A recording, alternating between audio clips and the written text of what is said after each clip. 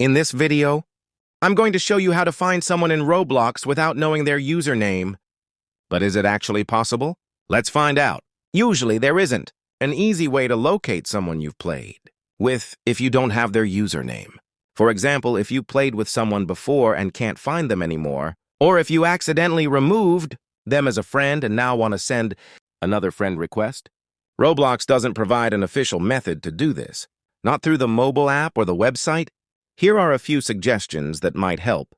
If you are playing on a computer using a web browser, you can open your browser history by pressing Ctrl+H. This will show you all the Roblox games you've visited. Look through the list and try to find the game or the player's profile if you happen to visit it. Once found, you can click on it to access their profile and send a friend request or interact with them again.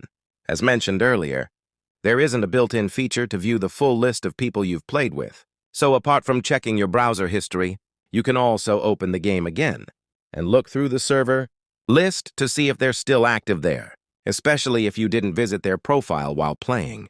Unfortunately, Roblox doesn't currently offer an official way to find someone without their username. I hope this video helped give you a few ideas to try. If it did, make sure to like the video and subscribe for more quick and easy Roblox tips.